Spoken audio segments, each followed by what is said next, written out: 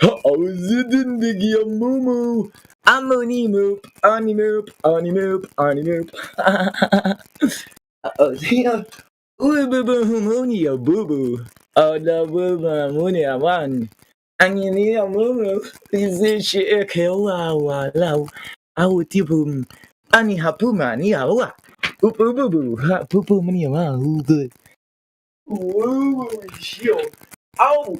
Ani ha oh em thì ha cái bùm ha mà ni học cũng sao còn lâu à ani bù bù bù bù oh how ya ha la au ya chỉ là eleni ya hàng ni mu amani nu ani mu inga hana ni hamoni bo so bùm ne bù la bù bù đi cái Hipon dikala Eondora la sika la and the hand digi e boom boom.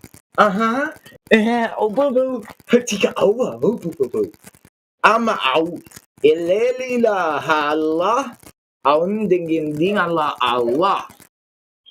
Asungo mania mumu handen digela mana mamumo and so bidden me. Oh, and so with the dinky ilala. Ayoka with the mbo with the a sow chin ni na muna la hokapum. In amu pudu the ilala. It's a takanani. I want umuma hamba kapupum. Ow, atia ja. Showa, the yani ala. Onya, when the boom. Ha, mama. Onya. Anya, mama, ni mommy, mama. Oh, boom. It bounce a cola. Uba, halum. Boom. A boom. Oh, mama, mumu. Oh, boo boo. Bala, Allah. Oh, chini, I come here, mom. Ahani na mamu, ha, kio kula lala. Amatsa chini atiki pupum. Etsa tubulo. Ha-us. Oni mani asa akau. Yo. Ala. Inga awish aw anini. Ani ha amamum. Iyo kuwap. No, she got a good money. Ala. Honey, I think it's a mama. Oh, neda. Ha. Okay. Only Nick in ya. Ania, so, oh, ma, Ania, oh, bobo, ni haki, and din. Oh, tia, cool. Tika oni nini. Anya, what a kenella. It's a boom. Anya, boom. Anya, boom. Anya, bate, catati, and you know, and it's got a poo. Ha, a sagu pumba. Oh, Anya, tamba, papa, putewa, la. Anya, tianja, chiki, nini, and jamba, baduba, ataki. Anya, mamua, Allah. Oh, Alimania. Chia. Mama, monema. Doziki, Takala. Niala. Oh, Janala. Allah.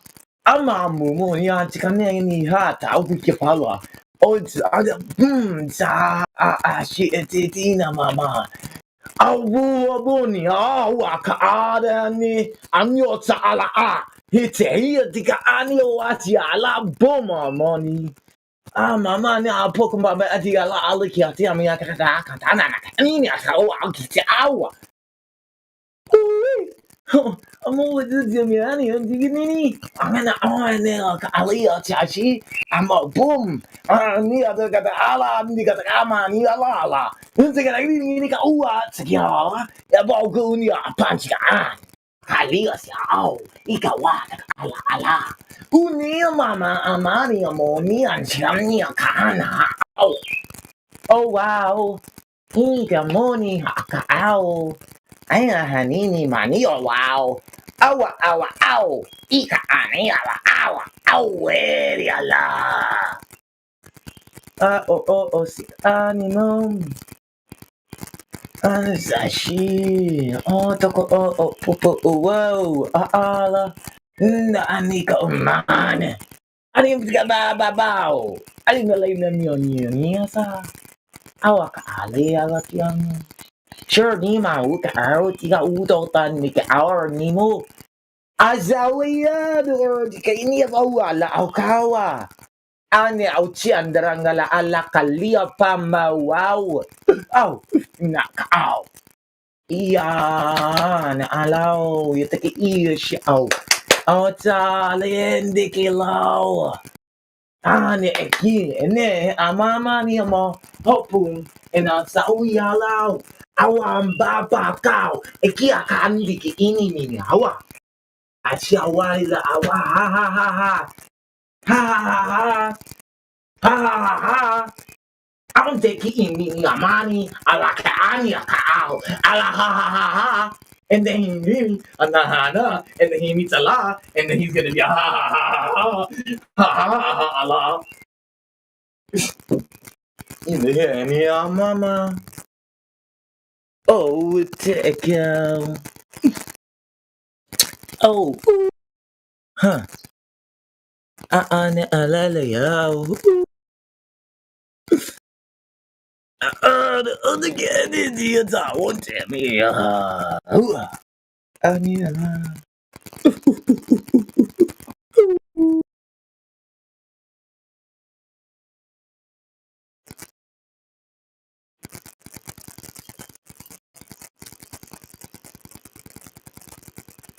Oh, yeah, meow.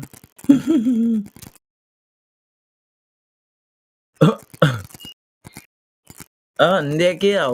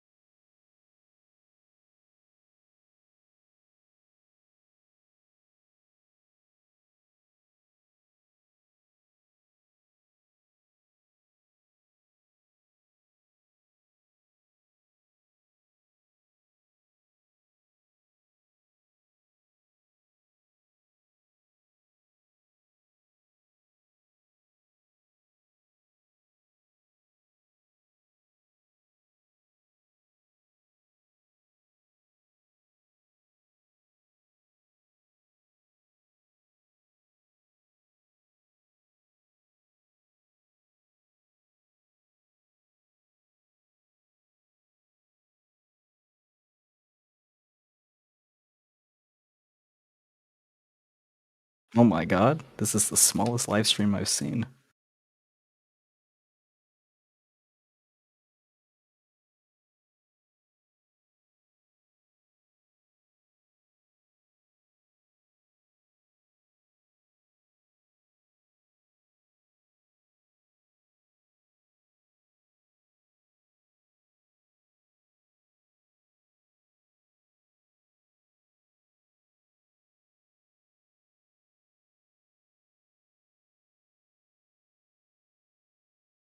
Who spoke up? That would be me. Octane Weasel. Oh my god. What are you doing here? Playing games, being bored.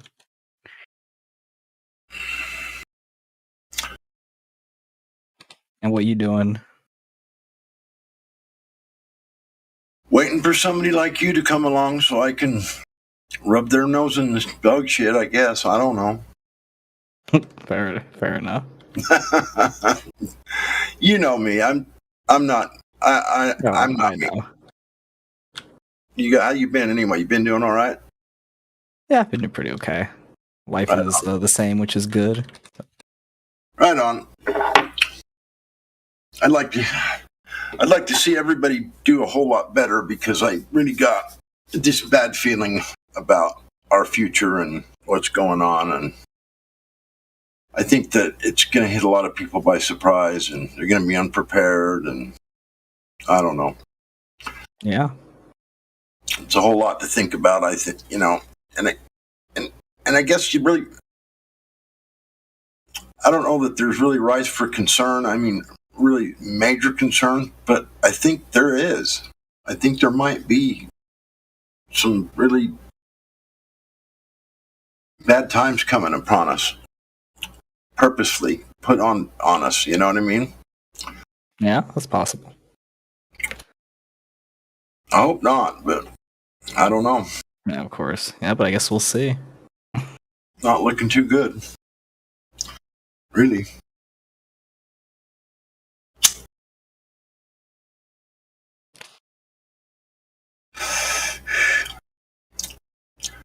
Unless I'm underestimating their ability to supply food to the masses in the midst of a, let's say, maybe some sort of a natural disaster, like a natural cyclical event of where you can't grow your crops because of the weather or something. Mm. Yeah, that would suck. Not having food. that wouldn't be too good. I mean, it depends how the weather goes. Isn't it the Can you weather? imagine what it would be like to be in like downtown New York City? It'd be pretty shitty. I don't think you'd make it. I don't think you'd make it out alive if all of a sudden the shelves ran out of food. Yeah. Seriously, because a lot of people don't even own cars in New York. Yeah, that's true. They'll take taxis or the subway. Right, but that doesn't take them anywhere but inner city. You know what I mean? Yeah, so kind of stuck there. Yeah. They'd end up having to walk. They'd end up having to walk, and who knows how far before they'd be able to find. And maybe where they walk to, they're going to be just as short on food as they are in the city, too. I mean, it's not. I don't know. It kind of scares me a little bit. I mean, I don't live in a big city, but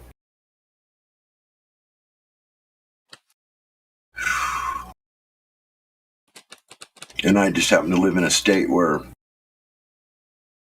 I'd say at least 15 or 20% of the people here probably have a fairly large food storage. Because the LDS Church recommends that every member has 2 years of food supply. They try to talk all the members into getting a 2-year food supply and maintaining it at all times. And I don't know how many of them have it, but I'm close. I have close to that much myself, but it's just staples, just stuff like beans and rice and flour. Yeah, just really basic things. Yeah. Yeah. I mean, stuff you can live on, but probably not the best stuff for you, but That's fine. I mean, it'll keep you alive. That's the important part. I don't know if that's important or not. I don't know if that's a blessing or Because not. if it's not worth living, right? Yeah. Yeah. It's that bad. Exactly.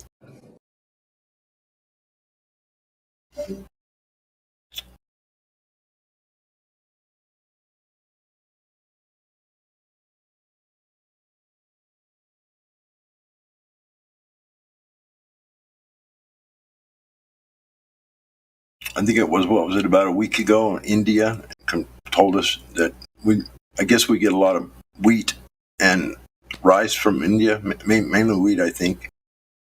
Mm-hmm. They told us no more. They cut us off completely a week ago. No more exports to the United States at all, period, zero, not getting any.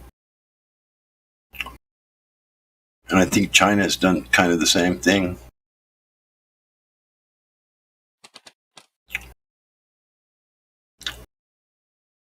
It's really weird because we used to be completely self-sustainable nation,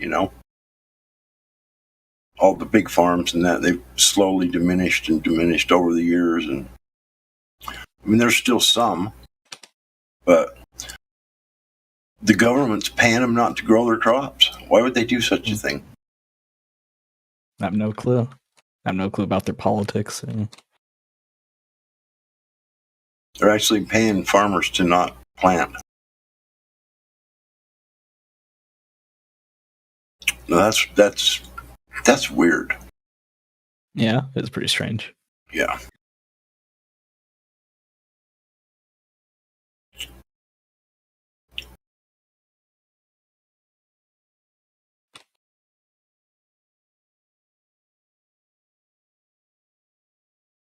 And then just another week and a half ago, there was some ransomware attack, like some computer software type attack in this place that supplies a very large portion of the farming equipment and repair equipment and spare parts and farming equipment all around. They say they can't deliver anything because their computers went down, their elevators won't work. They can't ship right now. They had some sort of a ransomware attack. Yeah. And that's weird. Yeah, because why is ransomware going after what stuff like that? Yeah, I mean, well, that would put a major crimp in being able to supply, long term anyway. Supply, if it's something they can't get fixed, or I don't know. It doesn't seem like it should be though. I mean, ransomware, they could just completely redo their whole computer system and whatever else to run their equipment, run their elevators, and run their business. But they acted like it was not going to be an easy thing to do.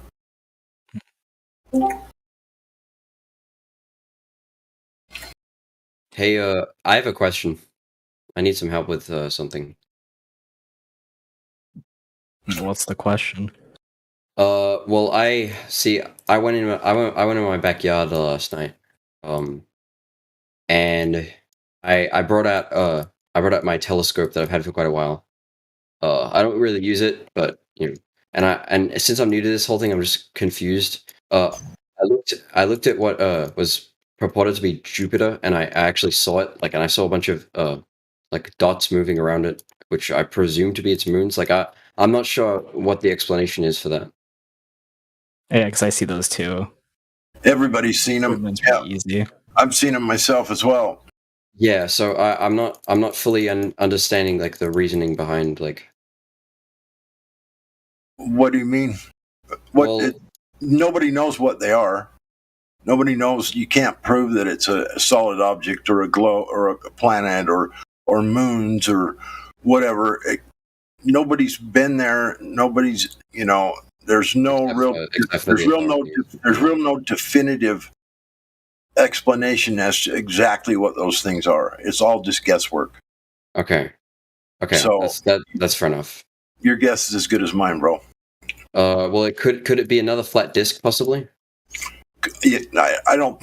Well, we don't live on a flat disk. Well, that's not what flat Earth is. No. Flat Earth. It's not the whole heliocentric model. The thing about planets going around the sun and all that kind of stuff. We don't think that's where we live. That's not what we observe. Well, what do we observe?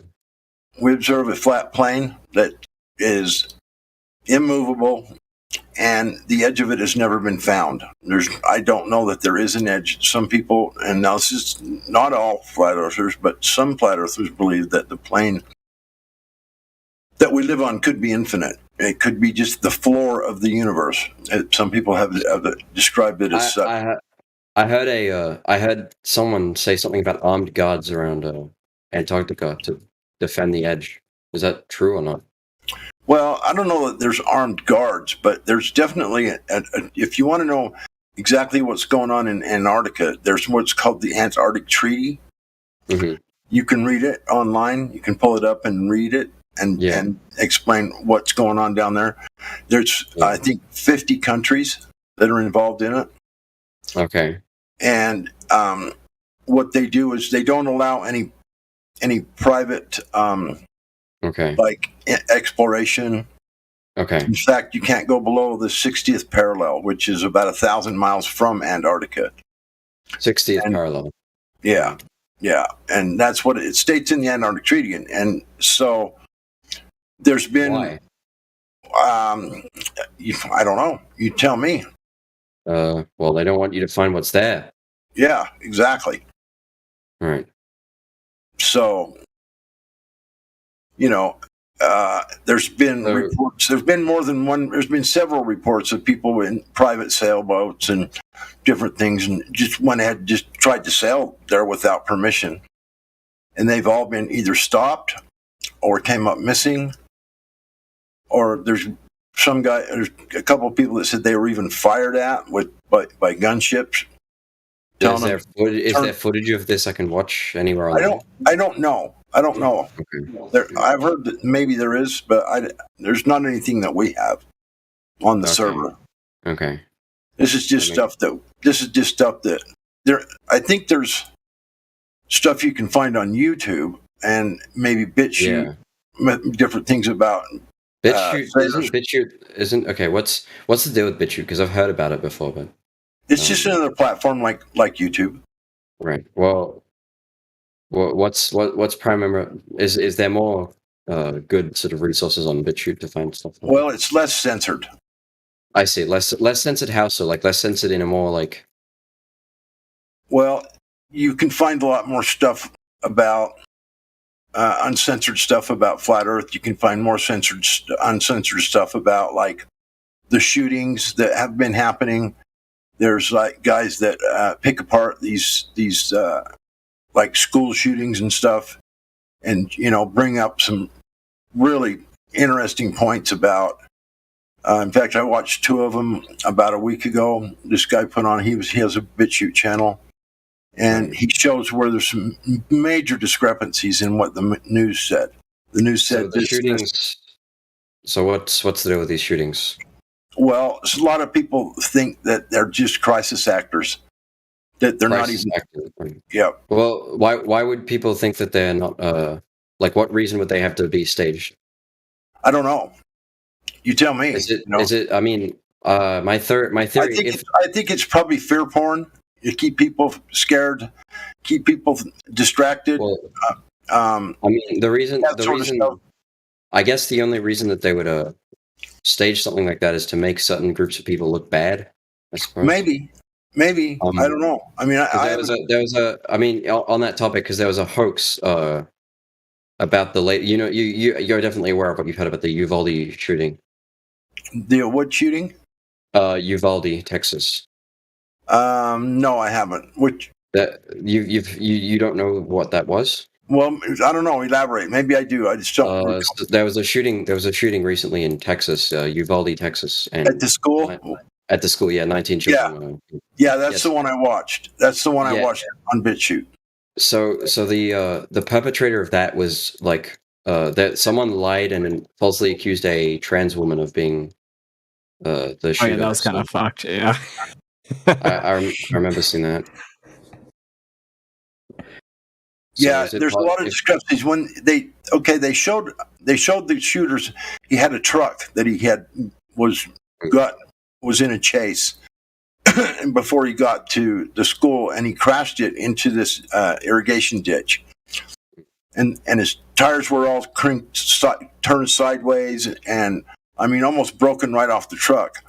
But if you look at the dirt, there's no skid marks.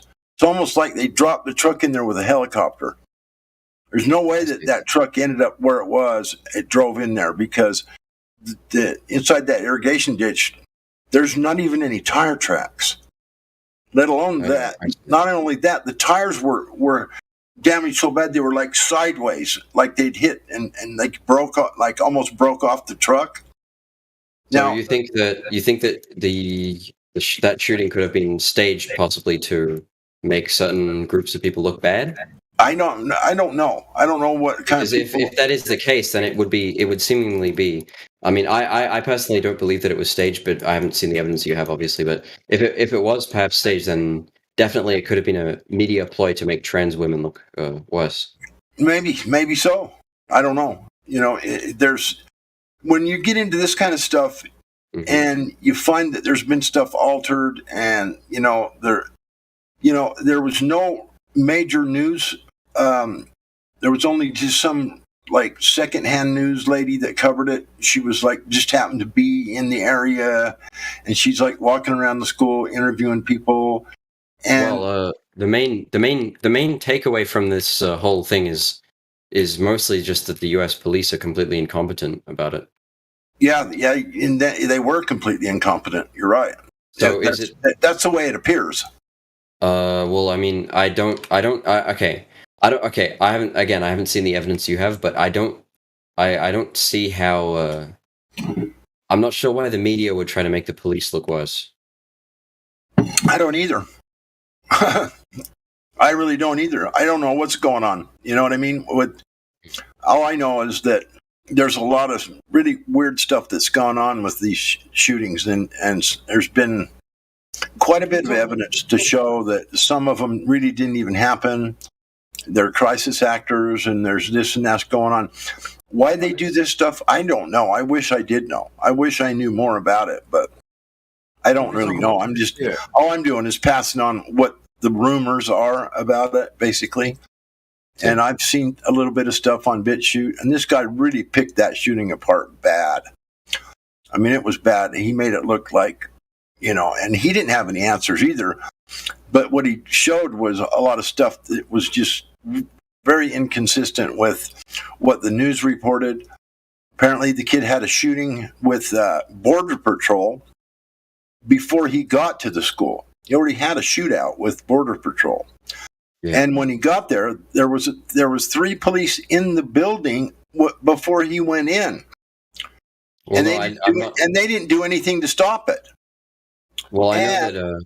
And it was Border Patrol that came in and stopped, and more or less, I guess they're the ones that claimed to have stopped him or whatever. And these were Border Patrol. Now, this is what this guy's saying. I don't know if it's true. I mean, it is pretty much an established fact at this point, regardless of what you believe or what side you lie on, politically or with the police in general. That the police did a very poor job of defending. Yeah, I think you're probably right. I'm not. I don't disagree with that at all. So I think. Guys. What? Could we talk about the shape of the Earth? Okay. Yeah, sure. Go ahead, Sleeping More. You're started off. Yeah, start us off. So the guy that was just talking, I didn't see your name flashing. The guy that was just talking, what was your name? Me? Yeah, Lexi, that's it, Lexi. Hi. Do you think that you're stood on the surface of the Earth because gravity's pulling you down? Well, I think again, I don't know. I'm not in a position of knowledge, but what I was told earlier, again, I'm very new to all this. What I was told earlier by one of the fellows in this server was apparently the reason that I'm falling or being pulled down is because I am my body and its composite elements are more dense than the air around me. Sure. So in high school, you're taught that you're pulled to the Earth by a force. You're pulled towards the center of the Earth's mass because gravitational forces pull on you, making you stick to the surface of the Earth. But that's only up to high school. If you go beyond high school, you get taught that there is no such thing as a gravitational force pulling you, because Einstein changed all that in his theory of general relativity, published in 1915. And he said that gravity is not actually a force. We live within a gravitational medium or a gravitational field, and the effect of the gravitation is seen by us on Earth as an acceleration. But he doesn't ascribe it to a force of attraction towards the center of Earth. He ascribes it to the field itself that we are within, and we are pushing against the field by virtue of our mass, because that's what he says. He says that mass, like the uneven distribution of mass, warps space-time, and the warping of space-time is what we perceive to be gravity. So, now, is this by this field per se? Is this a fallacy told by globe propaganda, or is this? Well, there's no evidence that it exists in the first place, but the point I was going to make was that if you were only taught up to high school level, then you believe, because that's what you were taught, that gravity is a force. But if you go beyond that and you were not taught that it was something else, then you're not even aware that that position is no longer the current position in science. And that's what 99% of us are. Not many of us actually went beyond high school science, and not many of us actually went into the world of like Einstein's theory of general relativity. Well, but my point is that the vast majority of us believe, because we were taught it in school, that gravity is a force. But the vast majority of us weren't taught beyond that, and the vast majority of us were taught a false statement of fact based in science that's not actually true. Most of us believe that gravity is a force when it isn't. That's me. That's you. I personally believe that the school system is not great. This is just my personal. I think the school system tells us a lot of false information regarding to science, and it I mean, my main gripe with it, my main problem with it is overall the retention of information is going to be lower than people who seek out that information themselves. So, for instance, people who self-educate and find their own resources on things, and look for their own path, or are naturally just curious about stuff. That's interesting. So you disagree with Aristotle then? Aristotle says if you give me a child to the age of 7, I'll give you the adult. So if you give a child to a teacher to the age of 7, that teacher can shape the outcome of that child based on what they implant into their mind up to the age of 7. I don't disagree with that entirely, and I think teaching, having a valuable mentor is an amazing resource when it's actually a good teacher. But most teachers in, especially the American school system, very underpaid, they're doing it not because they love teaching, and they're doing it not because they wish to further the amount of knowledge in the world. They're doing it to make money to live, obviously, because of the capitalist system we live in, and they're doing it because they're doing it because, again, it's paid work. It's not something they enjoy doing, and I don't think that should be the case. What if all the teachers are teaching falsehoods that they know are false because they were taught at undergrad level that Einstein is the current position in science and it's not a force, but they're told to teach children that it is a force for a paycheck, whether that's capitalism or not is irrelevant. If they're getting a paycheck to teach children that it's a force when they know that it isn't a force, that is a problem because it makes 99% of the world's population believe that go through state education, they believe that you're stuck to the surface of the earth because of a force called gravity that they know is not a force, but teach it anyway. I mean, regardless of your views on the shape of the earth, I think that that's correct. Like, I think that teachers would rather just like a majority of teachers, because this was a lot of teachers while I was still in school. I'm way out of school now, but I think that definitely it was the case that a lot of teachers were provided with just a set of rules or a set of curriculum that they were told to teach, and that pretty much what the truth on that matter was completely irrelevant. All that mattered was that they were getting paid.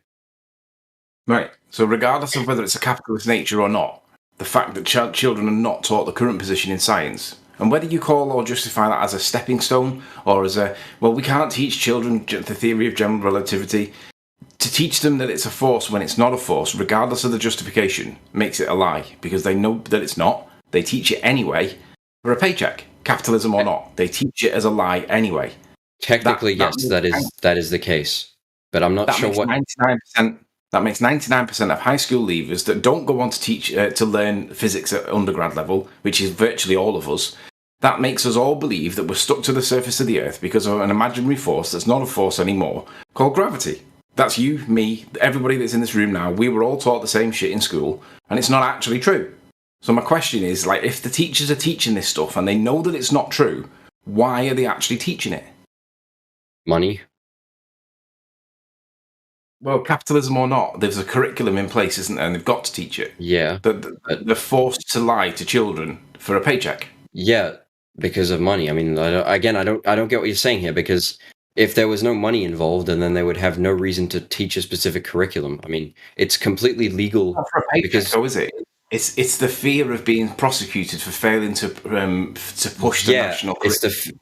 It's the fear of being prosecuted to push the national curriculum, because you would lose your job and lose that paycheck and lose your source of income. Like I agree with what you're saying here, but I don't get how this is whether the national curriculum is correct or not. And I agree with you, in a lot of cases it isn't. It doesn't actually matter in this, for the sake of this argument, because what you're saying it does, because we are stuck on the surface of the earth and we can't fly. So if we apply it, what is the explanation for why we're stuck on the surface? Is it because we're being pulled down to the earth by a gravitational force that we know is not a force? Or is there some other explanation that doesn't get taught to us as an equivalence that makes you think that there's only one explanation, when actually there's at least two?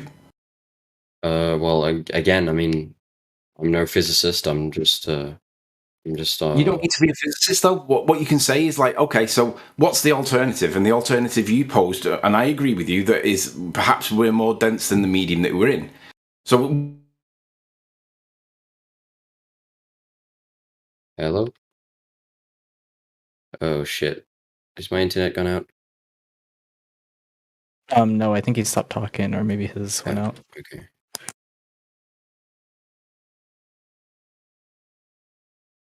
Well, I mean, what I'm saying here is that I don't think it's a national conspiracy. I agree that there is some shady stuff going on, but I don't think it's a national conspiracy because the teachers are lying.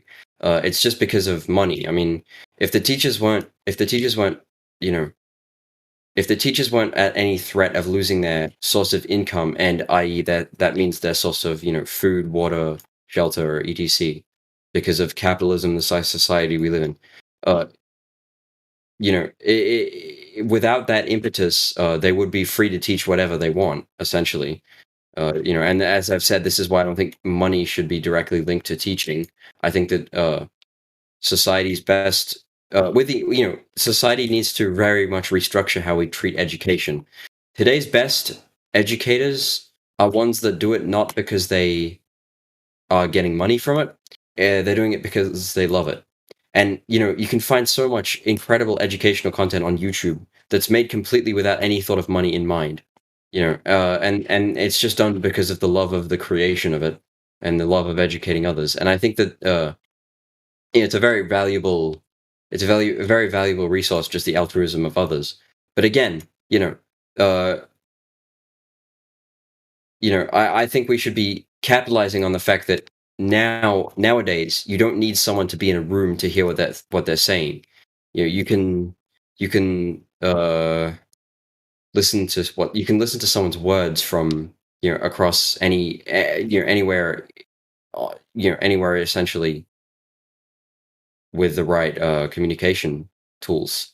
So I think that instead of forcing children to partake in school, go to school, see each other, we should have secondary social support groups. So similar to school, but you basically just go there and meet a bunch of other people your age, and education resources which you can access from your own devices on the internet or books. I don't actually think that education should be state mandated, because I feel like the curiosity for the world of children is something that comes a lot better when it's not forced, if you get what I mean. Sorry, I got disconnected then. My computer decided to restart itself for an unknown reason. But I was saying that regardless of your views on education and the value of it and the problems with it or the good points of it, relative to the topic that we're trying to talk about, we can test alternative theories in real world. There is an alternative theory that you identified, and I tend to agree with it, that you're just more dense than the medium that you're in. So are there things that we could do that might be able to test that real world to see does it have any supporting evidence? And the answer is, well, yes, there's swimming pools that exist. There's the Dead Sea that exists.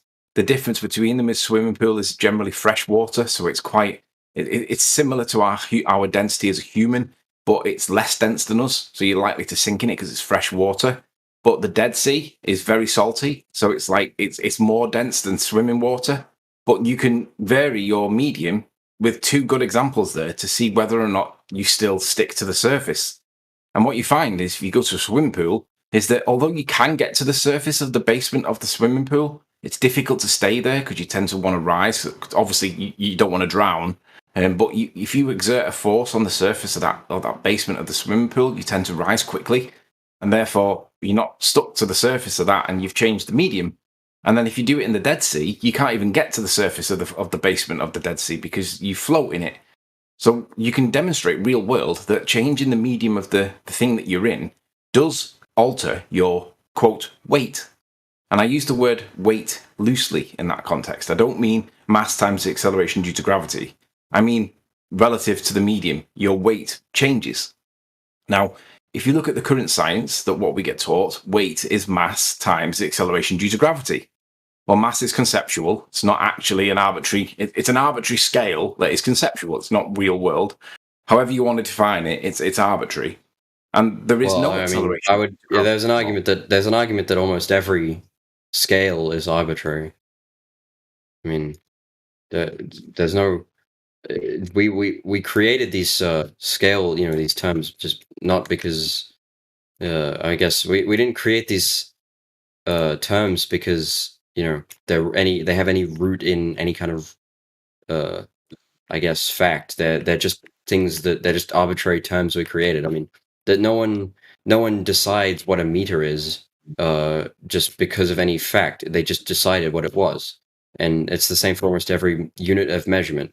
It's just because they have some basic application in reality that we can use. Like so I don't get why I don't get why you're saying that mass isn't real. Like, what is this? What are you trying to imply here? Well, however you define mass, be it the quanta of matter within an object, or whether it's the amount of the concentration of the liquid, whichever definition or however you want to define mass, isn't relevant for my point. My point is that the term weight is defined in physics, and it is the mass times the acceleration due to gravity. Well, however you define mass, I don't care. Whatever however you accept mass it is still conceptual, and we know that there is no acceleration due to gravity because it's not a force. So we have to use the word weight in this context loosely, because we don't want to influence people that believe that it's the center of Earth and there's a force pulling on you. Because we demonstrate that the distance to the center of the Earth doesn't change; it's the medium that changes, and all of a sudden you become weightless. So that then all of a sudden makes an alternative argument that you weren't told about in the first instance in school, that now you get told about and you don't know which one's true. But if you were told in school that there was One argument that there's a force of attraction called gravity, but it's been replaced by a guy called Einstein, but we're not going to teach you about him until university. But there's also an alternative explanation, which is scientifically demonstrable, that doesn't require mathematics. It doesn't require. I have a small. I know that I agree with what you're saying here, but I just have a small. What you're told in school is that the reason. I mean, the real reason that for weightlessness is because you're essentially. You don't have any weight because you are moving incredibly fast in comparison to. Let me explain. Like in that model of the universe, you're moving weightlessly because you're not essentially bound because of your hitting escape velocity is what they say. Like that's the principle of orbit. I thought I would just mention that. If we remember what the scientific method is that you get taught in school, that they do teach in school and it is accurate, but then they forget about it for the rest of life. But what it says in scientific method is that the cause in an experiment is the thing that's manipulated, right? And if we vary and manipulate the medium, and we use fresh water for one medium and salty water for another medium and air for a third medium, the definition of the independent variable, the presumed cause, is the thing that you vary and manipulate within an experiment. And if you then go and manipulate that, you will either prove that your cause of your effect is established, or you will fail to prove that your cause of your effect is established. So the cause would be the varying and manipulation of the medium. If you're going to say to me that you're taught that it's to do with the velocities, relative velocities of the intergalactic and all that nonsense, I would say, well, we didn't vary them.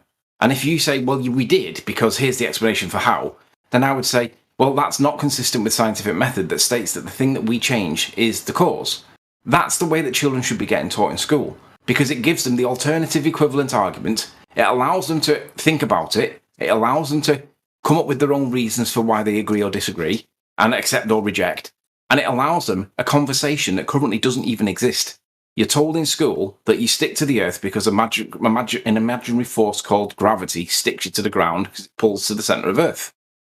That's what you get taught, and it's not true. They know that that's not true, but they teach it anyway. And that makes me and you that come out of school at the other end, in 20, 30, 40 years, when we start to question it, we start to ask, well, why were we told that?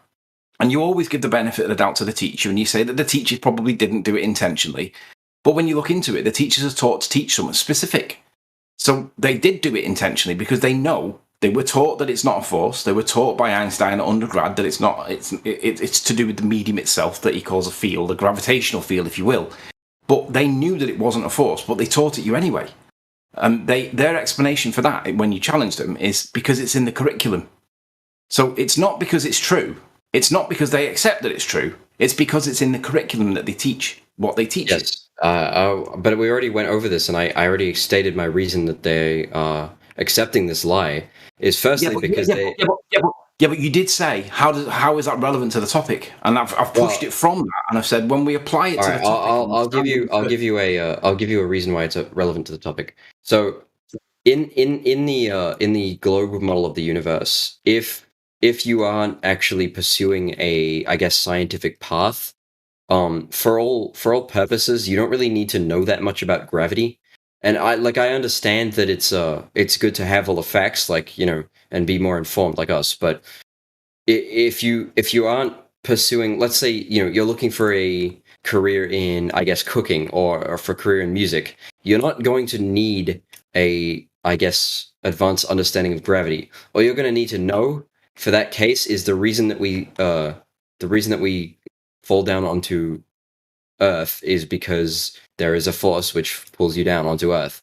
And the same thing applies a lot of the time for, I guess, things that they teach you in school. Like, because personally, I find a lot of interest in maths. They tell you a lot of technical lies in maths. Like for instance, in primary school, when you're just first learning about stuff, they don't tell you what negative numbers are. They're not going to tell you, if little Timmy says, like, what's 5 minus 8, they're not going to say that's -3 because little Timmy's not going to understand it. He's just saying that if you have 5 apples, you can't get rid of 8 apples. That's not how it works. And that is how it works.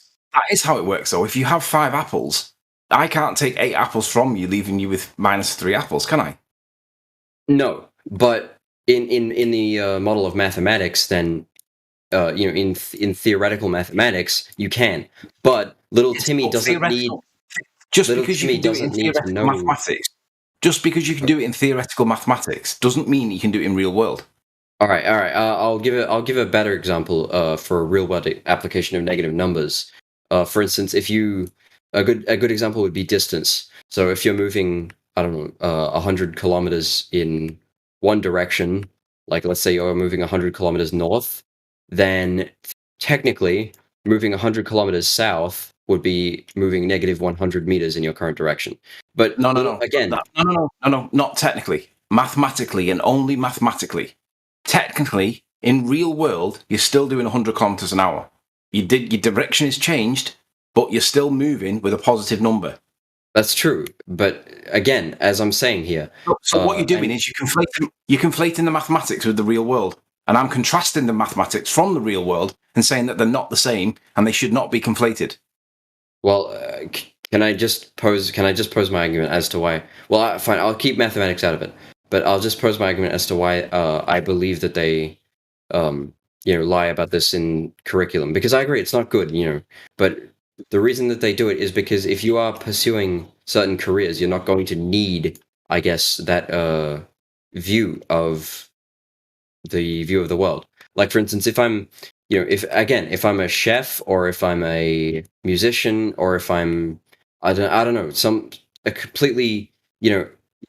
a career choice or educational choice which is completely unrelated to physics or gravity or anything like that, I'm not going to need to know that, in fact, gravity is not a force. It's in fact something else. I'm not going to need to know that. I'm not going to need to know that it's either the fact that you're more dense than the medium, or the fact that you are being in a gravitational field. You're not going to need to know that fact, or you're not going to need to know that alternate model if you are pursuing that other career choice. A chef's not going to use that for any particular application. But why would you need to know it in the first place? That's the main reason why 99% of us don't know why we're stuck to the surface of the Earth, because we didn't need to know whether or not gravity was a force or not at the age of 6, 10, 12. But when it comes to adult life, when you believe that all through your childhood, and you believe that everybody, and we all shared the same view, if we all have the same view that we're stuck on the Earth because of a gravitational force to the centre of mass, and it's never been jeopardised, you've never found any reason to question it until somebody says to you, hey, have you looked at the shape of the Earth? Where you then can't avoid it? Only at that point do you start to question whether or not there is an alternative explanation, and is there any sort of support in science for it? So it does matter. The only reason why it didn't matter was because it was never challenged. But it's because you were never taught that it was challengeable in the first place. You were presented it as though it was a unilateral proof, a unilateral scientific fact, but actually it's at least bilateral. I will agree with you on this. I think that, school does a great job of presenting us, of essentially closing our minds, I guess I would say. It does a great job of telling us, hold on one second. It does a great job of telling us that anything that they teach you is just objectively correct, and anything else is false. And that's by giving you the right and wrong answers. And I struggle with that a lot in school, them telling me that I'm objectively wrong for any particular reason, or something like that. And I do believe that, all science should be challengeable. You shouldn't be allowed to just call something objective fact and say someone's objectively wrong. It's just that, because, again, nobody except for, purportedly astronauts has seen the world with their own eyes, as an orb or whatever. But I guess it's just that the reason that it's more accepted is because there's more empirical evidence of it. And again, it's the same with and I know that there is no empirical evidence. You believe that, but when you actually challenge it and you look critically at the empirical evidence that's available, you realize that the empirical evidence isn't actually empirical evidence at all. It's almost always based on either logical fallacy affirming the consequence, or it's intrinsically entwined within mathematics. And by definition, mathematics is conceptual and abstract. It isn't relative to the world in which we live, and it shouldn't be correlated or conflated. It should be contrasted. But often people will correlate and compare erroneously, and then come up with mathematical models to explain why we're stuck to the surface of Earth. Well, not only that, it goes much deeper than just that. Once they've closed your mind off to think that you live on a spinning ball in a vacuum, then it cuts you off from so many more truths that are out there to be discovered. I mean, if you think you live on a spinning ball in a vacuum, that alone is just the most strange, just unacceptable thing for me anyway. It's not reasonable at all. I mean, it violates the second law of thermodynamics. It violates gas laws. Many other things are violated. And so, there's a reason, obviously, for why they're not teaching this stuff. And it goes deeper than just because it's easier or they don't need to know or whatever. There's, you're being lied to, period, for some very grandiose reasons. I'm still a bit caught up on the reasoning. Like I'm still a bit caught up on why It doesn't matter if you're caught up on that. That's called when you're questioning the intentions of another person's motives. Like when you're questioning why, that is logical fallacy, and it's called I can't remember what the name of it is. Appealing to motives fallacy. If you appeal to their motives, you lose sight of the problem in the first instance because you're going off on a tangent. Let's focus on the actual topic. And the guy's just brought up a point. The night sky is supposed to be a vacuum, 10 to the minus 17 torr. We're at 14.7 psi. If gas pressure behaves the way that we observe it in real world, although vacuums don't suck, gas pressure does press. Why is the sky that we breathe in not pressing into that void? I don't know. I'm not an expert, again, as I said. See, now, if we were told in school that you're not even told this is an argument, and it's never brought up because kids don't critically think about it because they trust the teachers. But if you were told in school that the sky's said to be a vacuum and gravity pulls the sky down to allow us a gradient in which we can breathe, then at least there's an explanation for why we've got a gradient. But if you're not told that, and the children don't pick up on it as a conflict, then they're just going to believe that the sky can be a vacuum and live in harmony with gas pressure. Yet every scientific demonstration shows that doesn't happen. And it can't happen because the gas pressure presses out in all directions, omnidirectionally, and isn't influenced by anything. It does what it wants. Yet they expect us to believe that the sky is a vacuum. It's not. It can't be. Well, I guess you'd be right then. But the kids are not taught this, though, are they? Kids just believe that when they see the blue marble, kids will believe almost anything you say. Pardon? Kids will believe almost anything you say if they trust you as a person. Exactly, and teaching is considered to be one of the most trustworthy professions. In a recent poll, it showed that teachers were top 3. Politicians obviously were not in the top 10 anywhere near the top at all. But if you trust your teacher, Mr. Smith, and you think that he's great, because he is great, he's a nice guy, you're going to believe what he says. And even if he's wrong, you're not going to ascribe that to malice. But if you get told that Mr. Smith's teaching you the national curriculum and he knows that gravity's not a force, but he's going to teach it you anyway, that casts a different light on Mr. Smith. But that light never gets cast with children because it becomes 20, 30, 40 years later when they start to question stuff because they've paid the mortgage off or the kids have grown up or whatever life's not got in the way anymore. And then all of a sudden they start to question it. Well, if they were questioning it as a child because they were taught that there's an equal and alternative explanation for this, and we're only going to teach you one side of it and we're going to hide the other side so that you don't even know it exists, but it does exist. We're just going to lie to you by omission.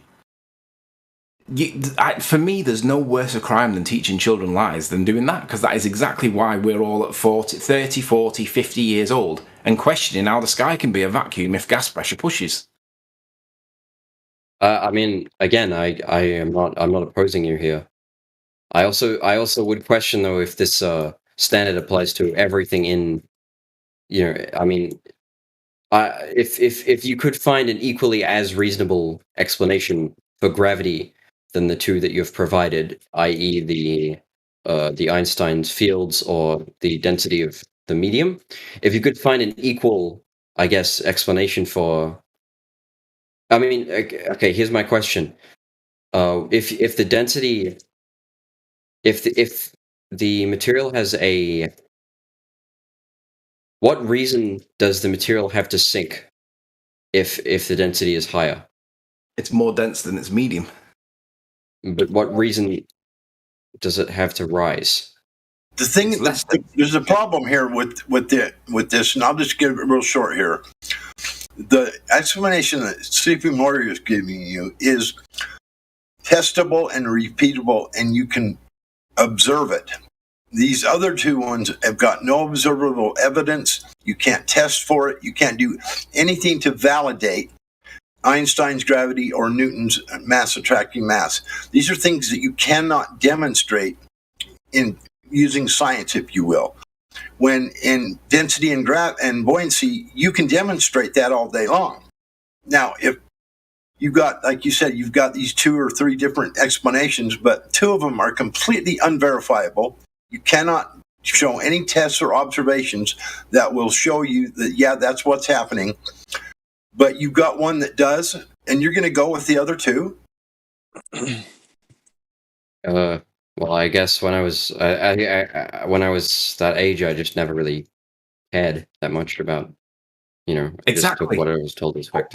But here's the thing, though: if you were taught at that age, instead of being taught the dichotomy, instead of being taught the singularity, if you were taught that there's a dichotomy here, there's 2 arguments, there's 2 explanations, or even there's 3, or potentially 4 or 5. If you're taught that there are equal and opposite alternative arguments, and you can agree or disagree with them, but just be aware that they're there, and they're there for you to consider at your own time or whatever, then it's not lying then, because it puts the onus on the children to go away to think about the possibility of other things that might exist. But if you only teach them the singularity and you don't give them the factors that are, like contradictory, and you let them think that that's the only explanation because it's already been discovered. To be fair, I see it. I mean, I'm not sure if this is just me, but I am aware. See, okay, here's the thing, because I've naturally always been into the ideas of until I started questioning very recently, I've always been very into the ideas of space, and the planets, and just because and I think we all know. So what I'm asking you here is in the theory of space, there's no real explanation for dark matter, but there are several which you are allowed to believe. Like you can you can be provided with several other explanations for dark matter, or several other explanations. Let's define space. Let's define space before we go any further. What do you mean when you say space? Well, the traditional model that we're all being taught in school, that model of it, I was always quite fascinated with the ideas of planets and stars. Okay, so if we're going to have a conversation about space, we need to have a definition of it, right? And you're saying in the standard model. Well, in the standard model, the space is an absence of matter. Well, I mean, I more meant extraterrestrial bodies and anything outside of our solar system, and other bodies in our solar system. Do you consider space, the term space? Do you consider that to be a concrete noun of something in physical world, physicality, actuality that really exists? Or space is not. It's not a real. Space is more as in the space time.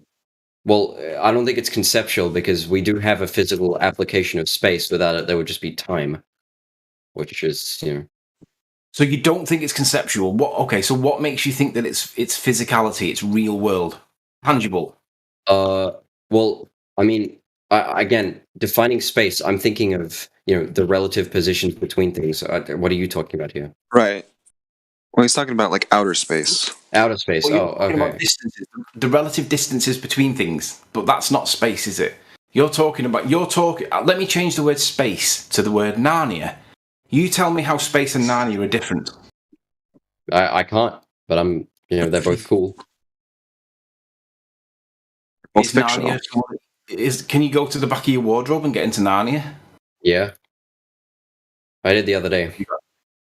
Really? I don't believe that. I believe that's a falsehood. I think that you're lying. Can you demonstrate real world that you can do that? No, you just have to believe I did. There you go. So I say that Narnia and space are comparable in the same way that you said before about mathematics, and I said that you. In that case, in that case, with my same argument, you could say a very similar thing about Narnia or religion, or Narnia or music, or Narnia or mathematics, or pretty much anything which has or space with music, space with religion. Yeah, space and Narnia are comparable. Mathematics and real world are not comparable. Before you were comparing mathematics with real world, and I said you shouldn't do that. Now you're comparing space with the real world, and I'm saying you shouldn't do that either. Mathematics, but Narnia are comparable, but space and real world are not. On the topic of mathematics, I don't really understand. Mathematics was created because it has real world applications. Like, for instance, building a, let's say you're building a brick house, and you need a good idea of how much cement that you'll need to make a foundation, or something similar to that. Just a problem with applications rooted in the real world, right? I'll ask you, why exactly would you how exactly would you plan on finding an exact amount of cement you would need without using any kind of mathematics? You would use you're measuring physical things. You're measuring a table or clay. That's what they use for cement. You're measuring and weighing a physical thing. You need to show us how you can do that. Measure and weigh something physical in space. Hang on. Let's just answer that more directly. You would quantitatively survey the area that you want to build your cement around or whatever. You would make your calculations, and then you would order the volumes that you believe represents how much you need. Are you saying that every quantitative surveyor ever never makes a single mistake mathematically and never orders too much or too less because they got the maths wrong?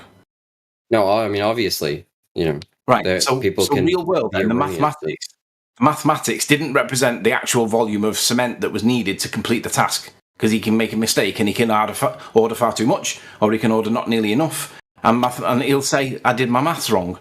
But was it the maths that was wrong, or was it the applied maths that was wrong? It was obviously the applied maths, because the maths itself always works out. But the applied mathematics didn't work out because he ordered too much or not enough. So it's not good for him, does it? It makes him look like a bit of a dick. But we see examples where people get things wrong mathematically all the time, and they say, I've done something wrong. We see it in the design of fairground rides. There's too much G-force and it knocks people out, or there's not enough G-force and it's not nearly as exciting as what they thought it was. But they applied mathematics to calculate these things. And we see the examples of real-world application of mathematics where it doesn't give the desired outcome.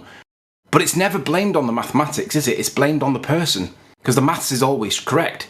Yet in this topic, there's a lot of people, yourself included, that think that the maths gives you some kind of valuable commodity that you call a model, or at best it's a correlation. Realistically, it's fuck all. It doesn't mean anything. It's abstract, it's conceptual, and just because you might be able to come up with some kind of sum that kind of thereabouts reflects what you might see, doesn't mean that that's the explanation and the cause of the effect that you see. I mean, I think a lot of what you're describing here is the nature of existence. Is it like I would pose you a question. No, that's not true. I'm not describing the nature of existence. I'm showing the weaknesses of using mathematics to explain phenomena, because it doesn't mean that just because the maths might work out and it might seem to correlate, doesn't mean that you're calculating the correct factors to get the answer that you believe that you've got correct. I see.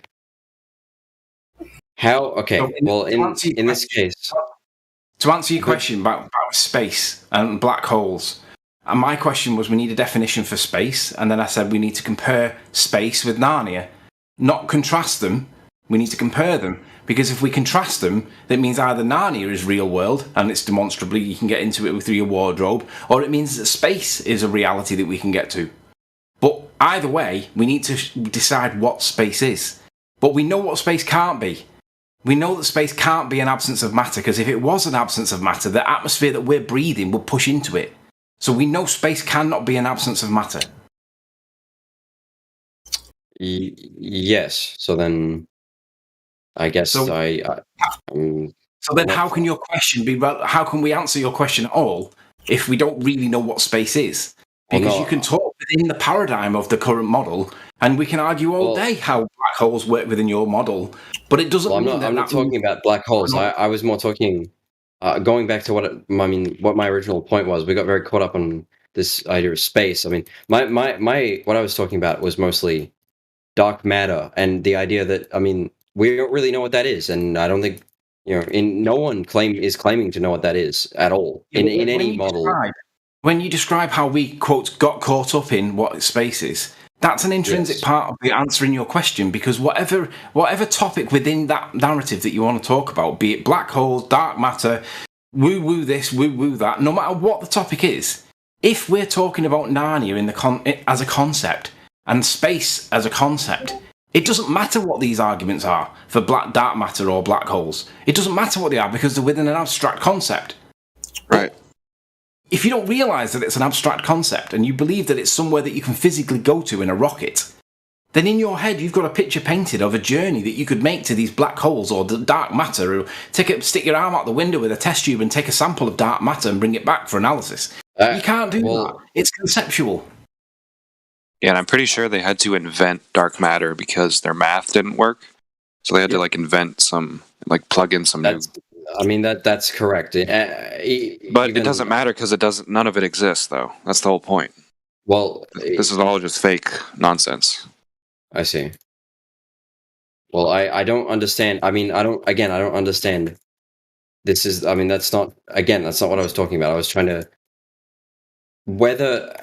I'm not saying I agree or disagree with this. I'm just arguing the point that there is no scientifically agreed on, within the round earth model, there's no scientifically agreed on point within saying that there is any explanation for dark matter, and it is actually a point of contest, and it is a point where you can question this, and I don't think most educators would, scientific educators in question, I don't think most of them have any other.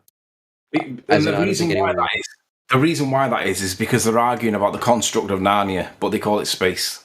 Right. I'll be right back. Yeah, it's not science at all. It literally can't be science. So it's just it's a fiction.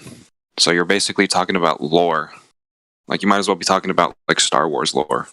It doesn't really matter. Okay. I mean, they come up with these mathematical calculations to make up for the missing gravity they say that's missing in the universe, which every one of them are all concepts, not just gravity, but dark matter. They're all just conceptual ideas in someone's mind that they came up with, and then they tried to fit them together with mathematics, and it's wrong from the get-go, because you're talking about a conceptual idea, and then you're going to use mathematics, and then somehow, because the mathematics work out, because you've been patient enough to work out, okay, we need this much dark matter to do this and that and whatever, in a place that has never been proven to exist, in a matter that a substance that's never been proven to exist, in a reality where gravity has never been proven to exist. You've got all of these conceptual ideas, and then you throw a bunch of math at it and say, oh, look, the math works out. And then now it becomes reality? How? Well, I have another question for you. I'm wondering if we could, meet in the middle here. No, I don't. We're going to meet where the truth takes us. Well, okay. Let's say if there are two equal. Okay, if we're talking about an equal dichotomy here, right? Because that's what the other guy mentioned. He said proposing. Right. Just give me 1 second. Yeah.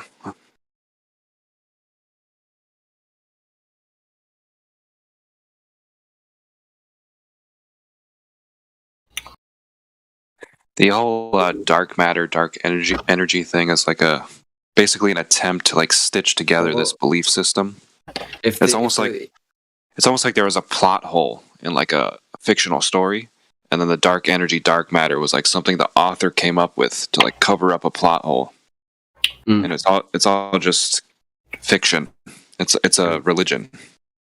What if Earth is a dodecahedron? Do you have evidence for that? No. Okay. I'm just thinking because it's not quite round, not quite flat. It's irrelevant, really, what the shape is. It's just we know it's not a sphere. Oh. Okay.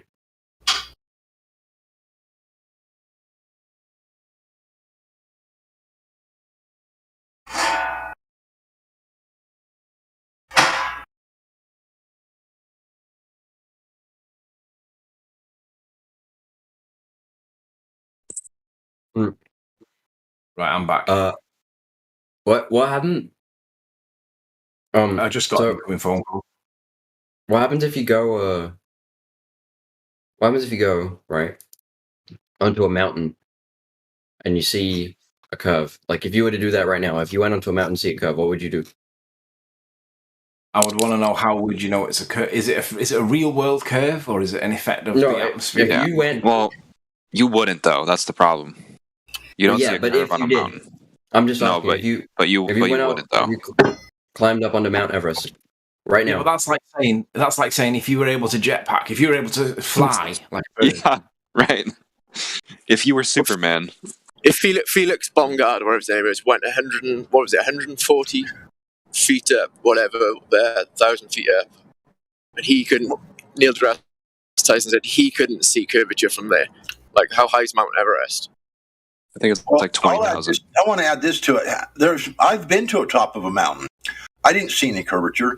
I've been in an airplane, and there's been thousands and thousands, if not millions, of people that have been on top of these mountains, and they're not coming home saying, "Oh, I seen the curve of the Earth."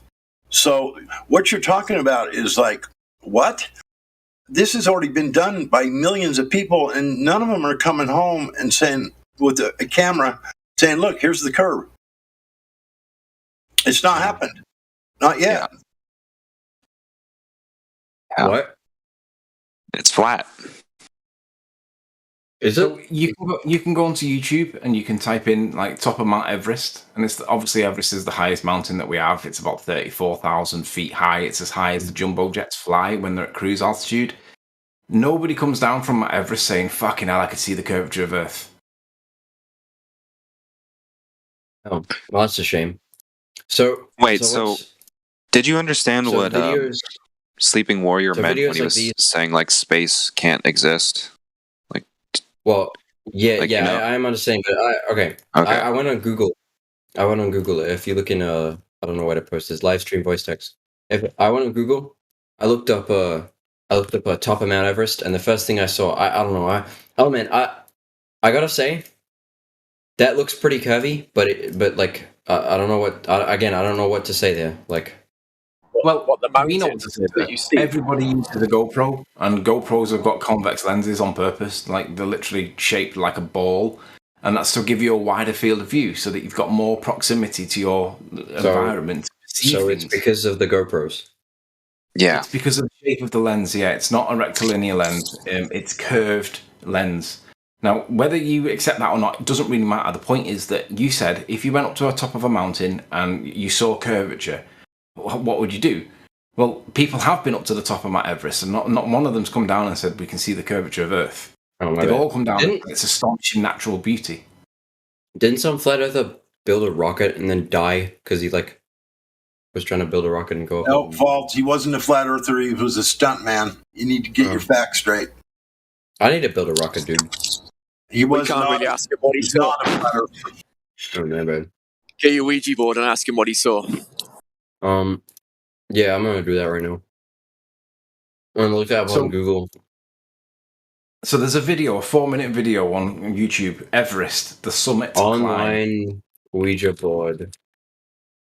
And when you look at that video, the horizon is straight as an arrow, man. Ask your question. Is the Earth round? Ask. Oh shit, it's going to yes. It's going to yes. Pizza's a round, though, dude. Dude, no. Okay, I'm actually fairly convinced now. If you look in, I don't know where to post this picture, because voice text. I can't put it in live stream voice text. but you just have to believe this. You got no. You gotta believe this. I went on the Ouija board. I looked up, is the Earth round? And the answer was it immediately just went up up to the top left where there's like a little thing that says yes. It went up there and says yes. So shut the server. Yeah, but I mean, who cares? Come on. I don't think it's irrelevant. Cracked it. That's the best evidence I've heard so far. Yeah. I mean, I don't know. Okay. Yeah, keep it serious. Keep it serious, man. You don't need. It's starting to troll. I guess it's the start of a spiral, so you need to keep it together, man. A spiral. Yeah. How do you know spirals are real? Reality hits you. It's reality hits you, and your cognitive dissonance won't allow it, and you start to freak out. Oh right. My bad, bro. No, I do this as well. No, because when I've been trying to get Shuketsu rated for the last month or so, and when I talk to the mods about it, they just they just call me crazy for saying that unrated demons have a higher, I guess, a lower chance of get I don't know. They think that everything's equal and everything's normal, but the pure fact of this is that extreme demons have a lower chance of getting rated than non-demons, but it's do you get what I mean? Huh? Do you get what I mean? missed all that. I don't know what you said. What do you? Mods think that I'm insane for saying what I say. Like what? Well, I've been saying for the past few months that extreme demons have a lot of hard time getting rated than non-demons. Wait. Say that again. Extreme demons have a harder time getting rated than non-demons. I still don't get that. I don't know.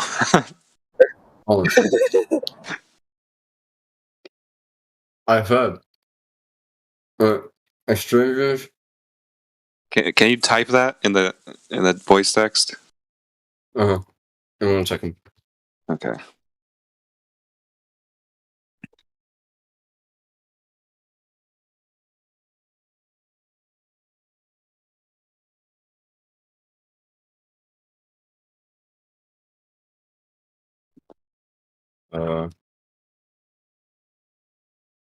Sorry, I'm a bit of a slow typo.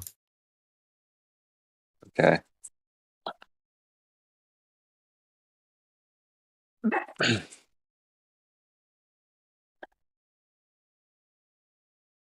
Okay.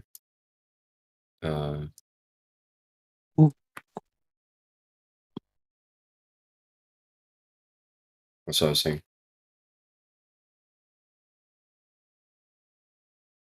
So you're spiraling. Yeah.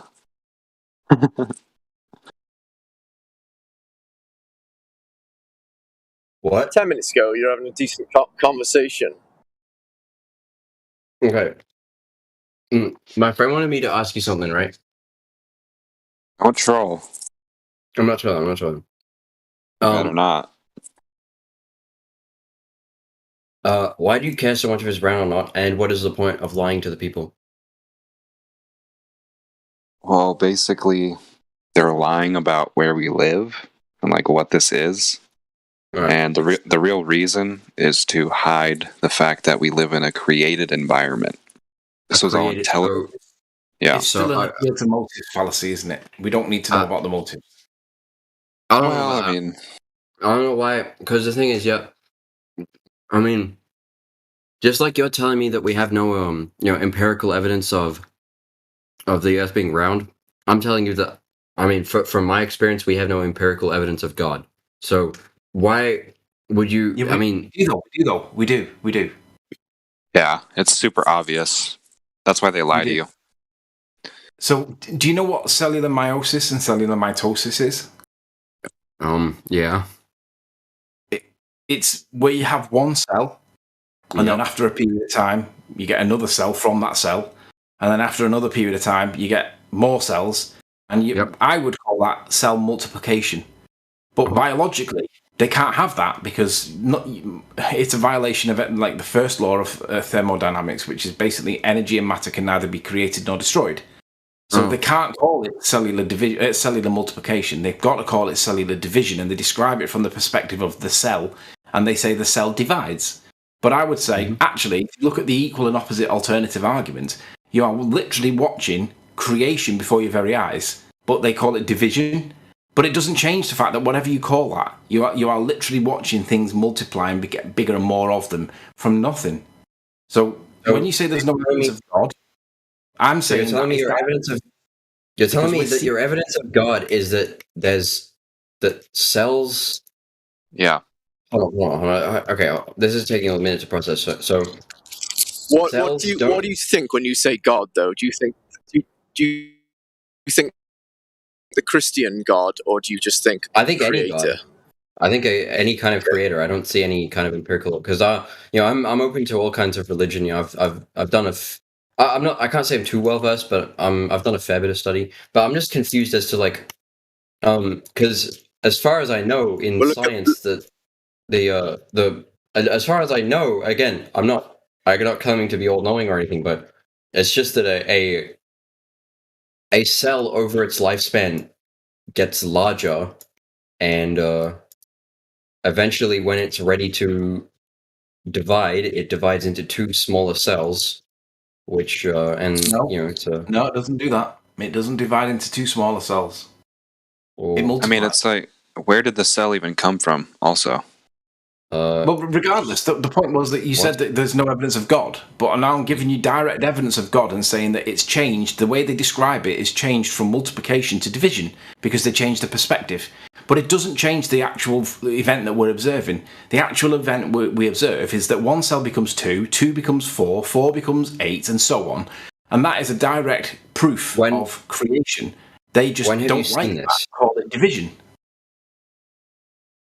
I don't get it. I'm actually confused as to because I need to again. I haven't seen with my own eyes that the Earth is round, right? But you haven't seen with your own eyes. You haven't seen with your own eyes two cells dividing. So I don't know what you're trying to. I've seen with my own eyes two cells multiplying, and they re-describe it as division, but it doesn't change the fact of what I'm seeing. When did you see this? I don't get it. When did you see it? So go on to this is called education that we got taught in school. Go on to cellular meiosis and cellular mitosis, and you can see cell division or multiplication, creation, if I call it. You can see that before your very eyes. You literally watch one thing morph into two. Now, they say that's division, but I say that's multiplication. But I mean, have you seen it with your own naked eyes? You mean, have I? Well, you realise that cells are too... Yes, you realise that cells are too small to see with the naked eye, right? Okay. Yes, exactly. So you need to have magnification. So by looking through a magnifying glass or a lens of some kind of microscope, do you accept that that's real world, or do you accept that because you're looking through a device that makes it not real world? So then you have not seen with your own eyes that these cells are not in fact dividing and they are being created by some unknown, completely unknown force or entity. A microscope represents the real world through the eye. It's just amplified. Okay, so have you seen through a microscope cells multiplying or dividing, as whatever you want to call it? Have you seen there's empirical evidence of cellular division or multiplication, yes. Okay, well, empirical of course. evidence. But have you seen... again, I still don't get...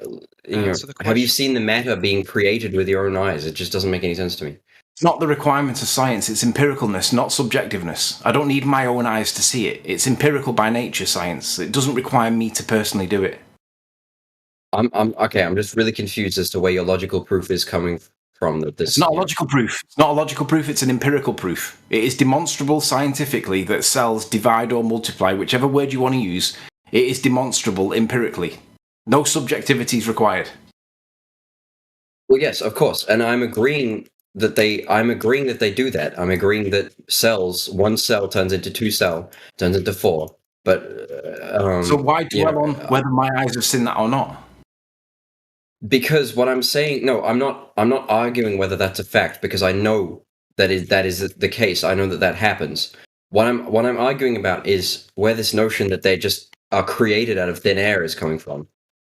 Well, you can see that empirically. You see I'm that pretty you sure start at 1, and after yeah. a period of time, you've suddenly got 25,000.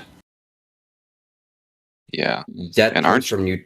That comes from. Aren't you the one saying that cells come out of thin air? Like no creator?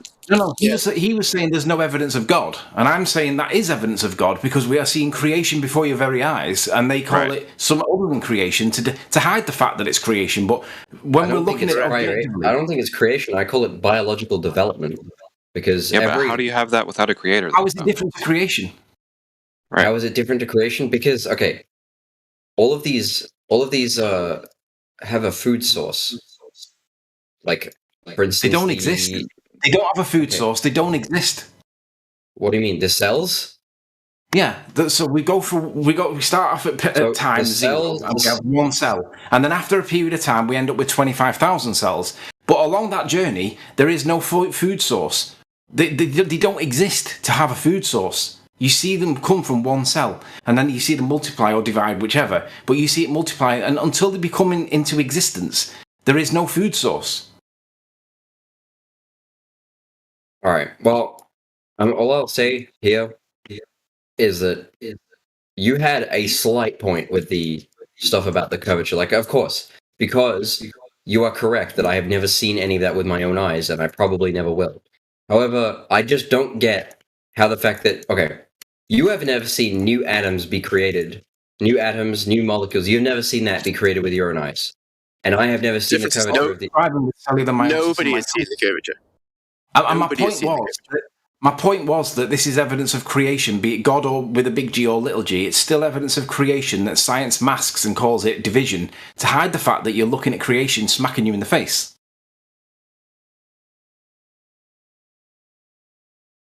I'm just lost at this point. Like, I don't get how we went from some kind of logical. We went from it because you said there's no evidence of God.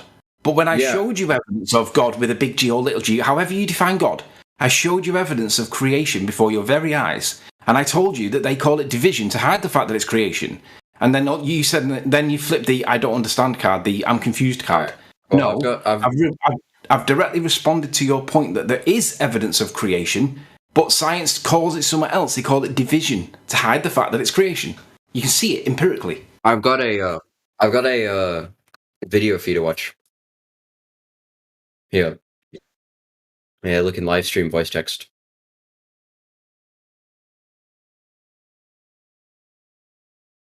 You can see that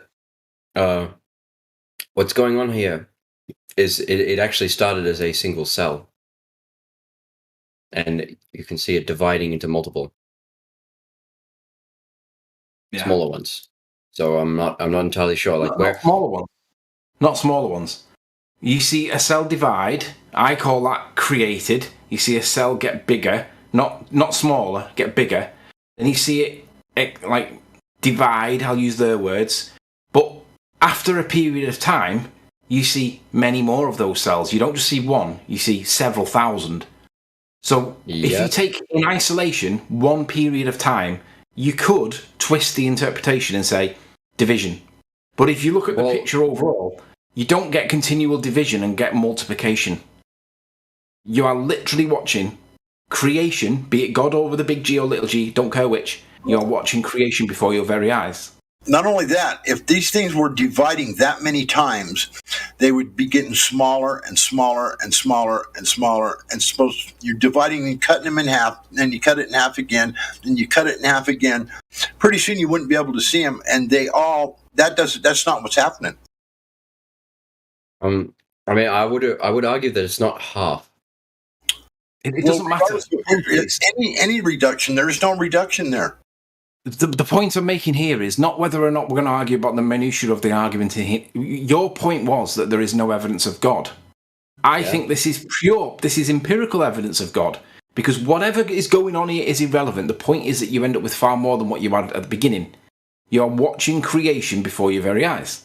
Now, you can dismiss that if you wish, but the point is that there is evidence of creation. Regardless of the shape of the earth, there is. I do dismiss that. I really don't see it. Yeah, you were asking why they would lie, and the evidence of God is so blatant and in your face all the time, and you are like asking for evidence. Like you don't see the evidence of, like, you don't believe in God. And it's like, it's so obvious, and then you're like wondering why they're lying to you. Is Like, that perhaps why I'm, I guess, you can't- mistaken according to, like... What? Well, I mean... okay, so we've established the reason that they would lie is because of the existence of God, right? Because they end up with people like you. That's what they Exactly. want. Exactly. So, God.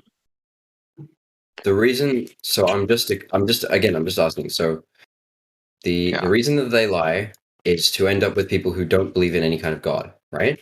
No. I pointed out that appealing to people's motives is irrelevant in the topic. Well, because I don't actually think it is, considering it is. It is. There is a lot of science, like Neil deGrasse Tyson says, science doesn't care whether you agree or disagree or not. Are you supporters of Neil deGrasse Tyson? Because I'm fairly sure I distinctly remember when I was younger watching a documentary about, planets, stars, Earth. I mean, all sorts of stuff as orbs. So I'm not a supporter of or an opponent of. I'm just citing him to contrast your point. Your point is, let's focus on the motive for why they're lying. My point is, it's illogical because it's an appeal to their motives fallacy. We don't need it to know whether or not what they're telling us is factually incorrect or not. We don't want to know about their motives. You can fantasize all day about that. That's like arguing about dark matter and black holes in Narnia. Exactly. It's like arguing about dark matter. You dismiss that. Basis because according to you it doesn't matter, whereas according to someone else it may matter. And I don't get what your point is here, because any of these arguments can also be applied to The point is that you can't have gas pressure without a container. We live in a contained environment. It was intelligently designed. Like the stars, sun, and moon, they move like a clock. We're in a contained system. When you say you want to appeal to logical fallacy, you want to appeal to motives, and you also want to deny the evidence of creation. Now, I've shown you why logically it's irrelevant for appealing to people's motives, and I've shown you evidence for creation. Now, the point here is, these are two side points that are irrelevant to the topic. The main topic is there a force of attraction towards the human and the earth? And the answer is no, but we're taught that there is. Is there an ability to have gas pressure that we breathe in a vacuum of space? And the answer is no, but we're breathing something, so how is it space? It can't be space, can it? But these are the core principles that we need to talk about, because they're fundamentally wrong, regardless of the motive, regardless of who said, she said, all that nonsense is irrelevant. The point is, they're not true. They're not factually correct. They're not scientific. They're not validatable. They're incorrect. Even if you can calculate them, they're still incorrect. We can't breathe in a vacuum. We're not stuck to the ground by imaginary force.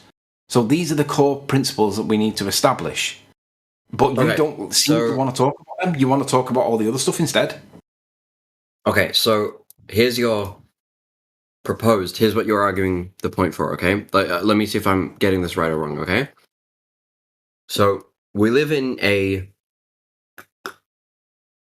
completely contained system, whether that be a bubble or an infinite flat plane of some kind.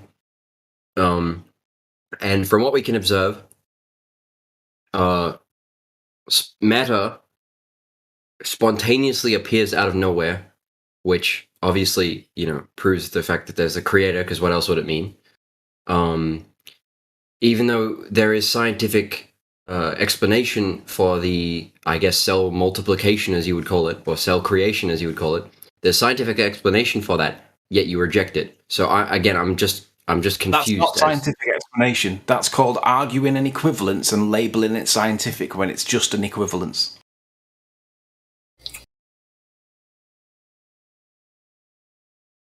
Yeah. Do you know what abiogenesis is? Nope. Yeah, they say that life happened by itself, like in nature. Yeah, life created. Right.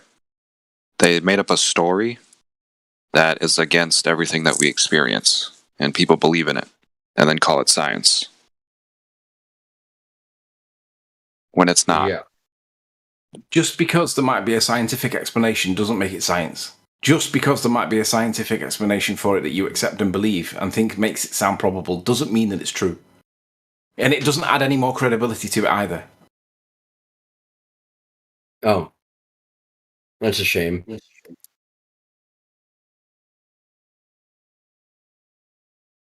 mean, it's pretty simple. It's basically like your car exists because somebody made it. It can't just appear on its own in nature. So like your body and like plants and animals and stuff, that can't just appear on its own in nature without a creator. It's like self-evident. That's cool. I like that picture you sent with the prism and the optical fiber. That would make sense for why unicorns would fart rainbows. So back to the original point. What is the reason we're stood on the surface of the Earth? Is it because a gravitational force pulls us? Or I don't know. Well, we know that it's not a gravitational force that pulls us according to current science, because current science tells us that gravity is not a force. We also know that the air that we're breathing whilst we're stood on this surface cannot be in a vacuum. Well, no, it's not. It's not. The air is pulled down to the Earth by gravity in their model. But it rises But like that's at only sea what level. you get taught. That's only what you get taught up to high school. Yeah. When you go beyond high school, you're taught that it's not gravity that's pulling; it's the medium itself that's interacting, not a force. You mean the gravitational field?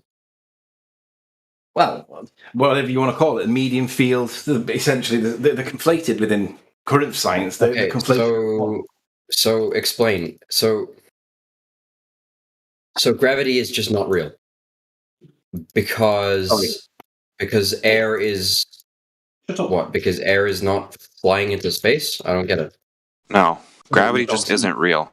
Right? Like Gravity is just a mathematical sum that is applied to the observation that makes sense. That you correlate and think that it exists because the math seems to work out. Nothing more. They observe an effect and then presume the cause that is accurate based on what we observe. Like they mathematically describe the effect and then presume a cause. Well, I would say that is a fairly accurate way to do it, but No, it's an accurate way to calculate. It's an accurate way to calculate. Right, and Well, you can can you just make something accelerate on Earth without using a force? What do you mean by that? Well, can you calculate the acceleration of, I don't know, a car? Can you calculate a car's acceleration into existence? Yes. No, you can't. You need the car to accelerate in real world to have the acceleration. You can't To calculate observe it, you mean? No. Can you calculate into existence the acceleration of a car? Well, I'm not understanding your wording here. It's not making much sense to You me. need an engine and a car, and you need fuel and a variety of other things to get the car to accelerate in real world. You can't just use maths and expect the car. Otherwise, you would never break down. You could just apply a bit of maths and you could get yourself home. Great. Well, yeah, we agree on that. I mean, obviously you can't. So apply what we've just agreed on to gravity. Can you stick a human to Earth with maths? No. Right. So you can stick a human to Earth with gravity. How? It's gravity. It's just an assumption. Defined as an effect. It's described by Einstein's theory of general relativity, which we didn't get taught in school. It's an effect, but it's a powerful one. I mean, it's not a powerful effect. Yeah, it's weak. Oh yeah, actually, it is the weakest. It's the weakest force, isn't it? It's not a force. Listen, it's not a powerful effect, right? It's not an actual acceleration of matter. It's the perception of an acceleration when there's no actual acceleration in place. Eddington 1919 demonstrates that there was no actual acceleration between the planets when the eclipse was occurring, but we perceived an acceleration. Doesn't mean that there actually was any acceleration. There was no acceleration. Right. LIGO demonstrates the same effect. Okay. So, in the real world, we cannot calculate into existence forces to accelerate cars. No. But in the real world, cars do exist and they do accelerate. How do you know that? Because we can empirically demonstrate it. No, you can't. Yes, we can. Why do you Well, no, not? 'cause- So do you deny because that the cars government- exist? Yeah, because the government's lying to you about it. But we can empirically demonstrate that cars do accelerate because they do Well, exist. we can empirically demonstrate that the Earth is round, but you just No, you reject that can't. evidence. How? Where's the empirical demonstration that the Earth is round? They put a rocket in with a camera. Yeah, it's not empirical. When the rockets go up and there's always a cut, and it goes into CGI at some point. You've got to spot where the cut is, and then you got to when you spot the cut. Can you send me? Okay, I'm actually curious what you think the cut is. Like, can you send me can you send me a video and where there's a cut to CGI where I can find it? Because I'm interested. Like, I'm actually interested to see. Every Yeah, but can single you one just of send? them. How about just proof that it's flat? How about that? Oh, proof that it's a curve. Show me. Where's the evidence that water curves? What do you mean water curves? Because that's what you believe. You believe that standing water, like a lake, show us the measured curvature to any standing water or body of water. Well, that's not what I'm asking. I'm not like trying to dispute you right now. I'm just actually like curious. Yeah, you're trying to use unverifiable information from No, I'm not. I'm proven liars. literally just asking you whether You're trying to cut use is a record. NASA as evidence. Well, I'm not. I just want to find the Okay, cut. so Like, I'm no, not trying to we dispute don't. you right now. I just want to No, find no, the cut. no. We don't need to show you where they're cutting stuff. You can't use NASA in the first place. Why not? You can't use because they're criminal liars. Everything they do is a lie. So you can't bring up NASA. But the evidence is not empirical. When NASA gives And you it's a lie, and their motive is to stop us from believing in God, for whatever reason. We don't need to talk about their motive to know they're lying. Okay. So if you look at the voice text, I just showed you a clip from a video where a guy zooms in on a rock formation 30 miles away from 1.5 feet observer height. There should be 600 feet of drop over that distance, and that rock formation is 40 feet high. There should be like a 600-foot wall of water in the way. And you can just see that, but there's none. Oh, well, I mean, okay. Yeah, that's all you can show. How do I know There's that's no not curvature. CGI? Because you can go and test this yourself. This is just a Okay, guy well, at the beach. Fine, with then a camera. and then in that case, someday maybe I will. But Okay.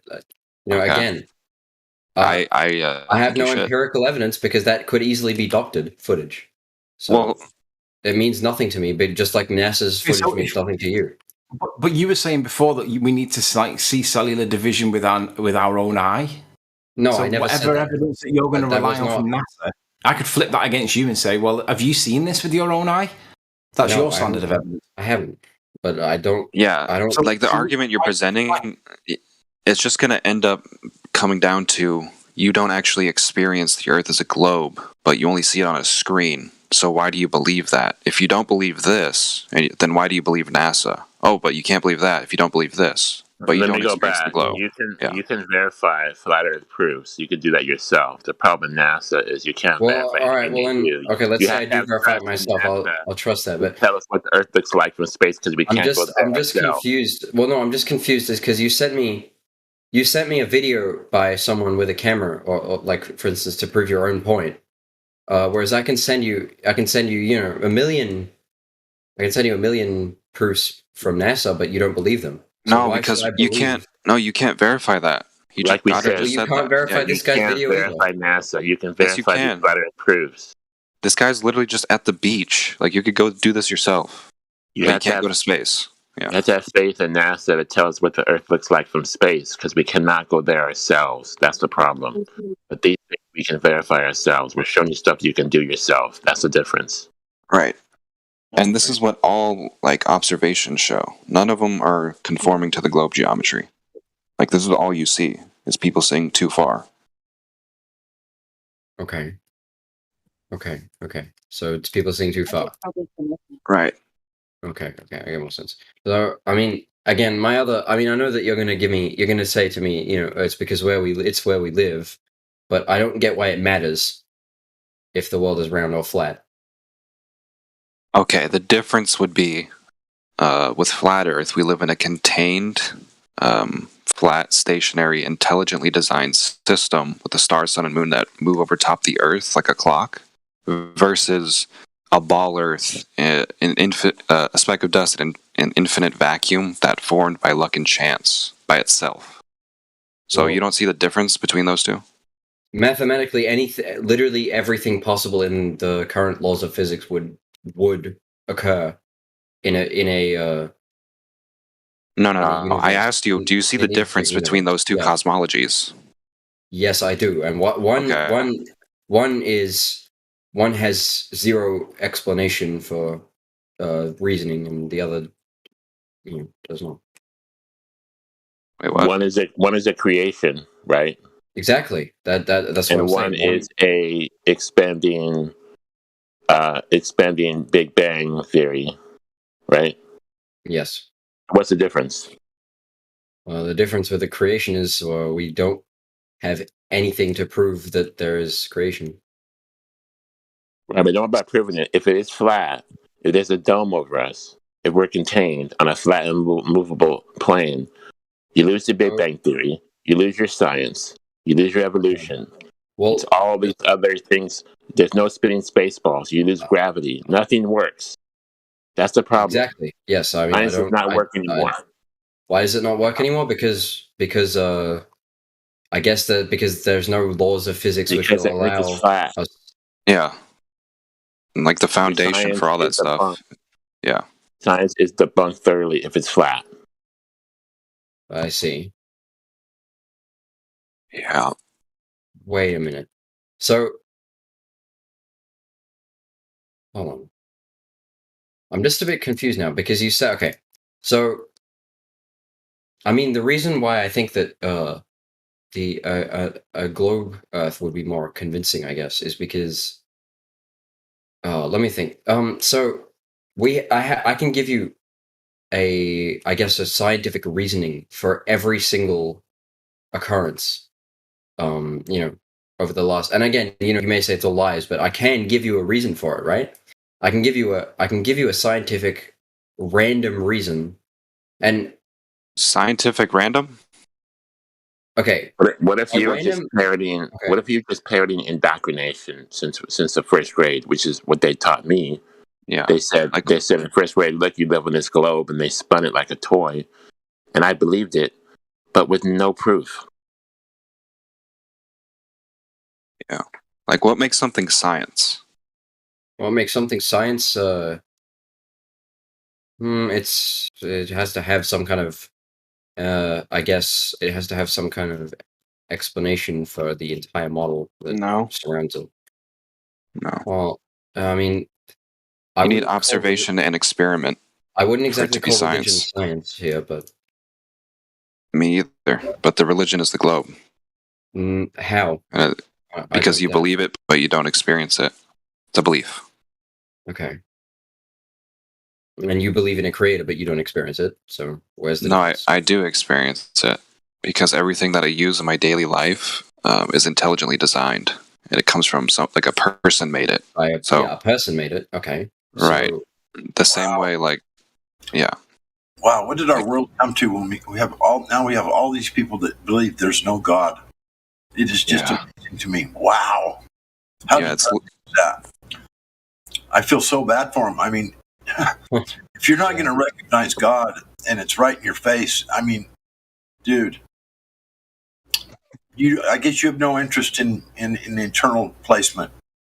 You got no interest in living forever, or being part of an eternal placement, or anything like that.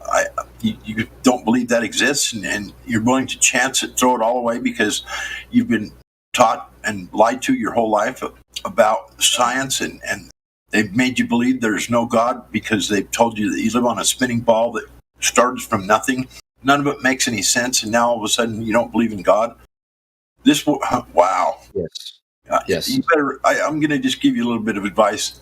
You better rethink your whole concept because there is a God, and which one? Okay, which religion got it right? Doesn't matter which one. There's a creator. Period. I don't choose and pick. I don't pick and choose and say, "Oh, this is." I don't know his name. I know there's a creator, though. I know for a fact, and so I speak directly to him. Whoever he is, it doesn't matter. I'm not. Okay, picking, I don't have his name. I'm a bit confused now because you said something about eternal placement, right? So I'm Yeah. guessing you mean. Do you mean by that an afterlife? Of course. Do you have any empirical evidence of an afterlife? No, I do not. But holy shit, dude! But I know it exists because you know what?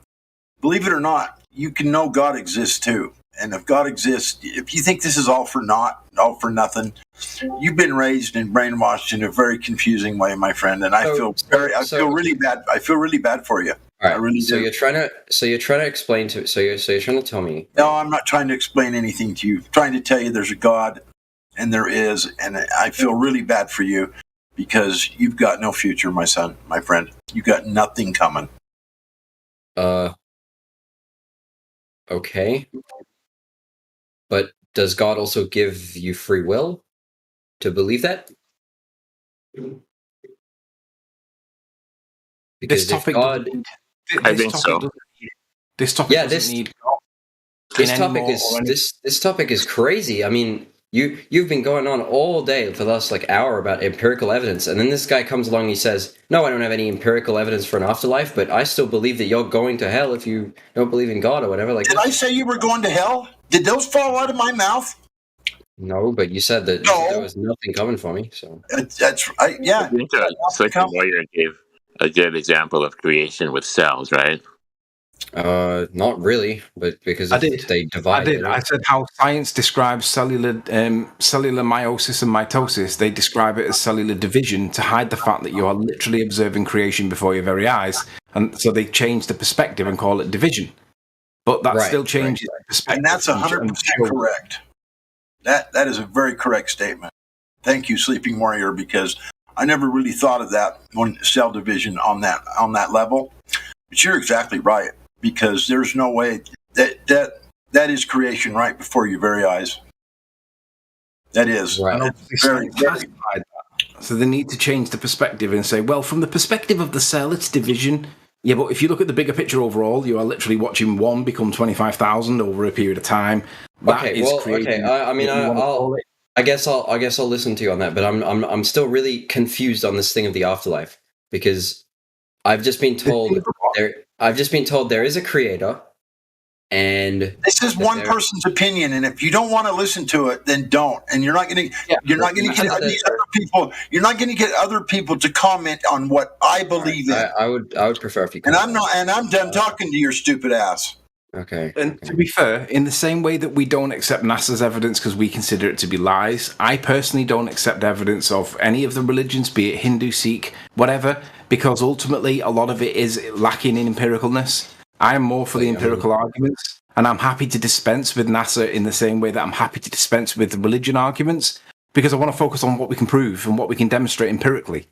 Yeah, exactly. I mean, that's what I would rather focus on as well. But I mean, I was just told that because I don't believe in a creator, that apparently that there's also an afterlife, and I have bad things headed my way, and that I've got bad things coming, and I don't have a future, because and to be fair, he said you have nothing coming, which okay. Well, I don't believe that. I don't believe that you have anything coming, regardless of an afterlife. But so then, why would that bother you? Why would that bother you then, if that's what you believe anyway? Because you said yourself you have no empirical evidence for such a thing as an afterlife. I have empirical evidence of God, and I have a belief. So if you have empirical evidence of God, that's fine. I'm done talking to you, stupid ass. You're too stupid for me to talk to. Okay, so when I make a good point, you say that I'm stupid, and you call me a stupid ass, which is that's just sad. I mean, that's not an argument. That's ad hominem, which is I know what it was. It's an ad hominem, but I'm done with you, bro. Don't talk to me. Well, don't address me ever again, okay? It looks like someone's gotten a little heated. No, I just don't want to talk to you. Okay, well then then don't talk to me. Then stop shouting at me, please. I would prefer if you were more polite to me. All right. So, I mean, as I was saying, I don't get how I should be told that there is, apparent. Okay, so if you're allowed to believe in an afterlife with no empirical evidence, why should it not be completely as valid for me to believe from what I've seen in a spherical Earth? It doesn't make sense. Wait, Lexi, Remember the other day? Remember the other day where we looked at the horizon that was behind the oil rigs? Yes, we did look at the horizon behind the oil rigs. So why was the horizon behind the oil rigs? I don't know why the horizon was behind the oil rigs. But remember, the spherical Earth said that it should be at 1.2 miles, remember? Yes, it did. So it can't be a spherical Earth then, right? I mean, I suppose if that's how you want to see it, but you know, well, that's just how we see it. The horizon's in the wrong place. Well, you do, because you agree that the horizon's not at 1.2 miles. Yeah. So. Yeah. So whatever it is, I mean, you know, I'm willing to be Earth, right? I'm willing to be open-minded on anything here, but I'm not willing to be told to my face that I'm stupid for not believing in an afterlife which has no. No, that's not what I'm talking to you about. I'm talking to you about the horizon. You weren't here about 5 minutes ago when this fine gentleman said that I'm. No, I don't care. That doesn't matter. Because we're talking about the horizon and why the horizon is not where the globe model says it should be. I don't think you've been here for the past few minutes, and no, I don't have to be here. You know, it's on YouTube, so I can listen. You know, all right. Well, I would appreciate if you heard me out here in that. If you heard me out here, if you're going to say, "Oh, I don't want to be told that there's," what do you want him to do? Punish me? What do you want him to do? Punish me? No, I'm not looking for anyone. No, we're not gonna go into that, Lexi. I don't know. I'm not asking to go into that. I'm just saying, because you know, I'm not sure if this is what you are also believing, but I've been told pretty much this. No. What I'm telling you is the horizon's in the wrong place. Lexi. Okay, well, the horizon is in the wrong place, right? I'm willing to listen to that, but I'm also not willing to listen to the fact that there is, that all this is somehow proof of a god, which just doesn't. And that's what I've been being told. I'm not talking about that. It's well, they are. So I mean, I don't get it. Hey, Lexi, I just put a Helio complaint form in the chat. A what?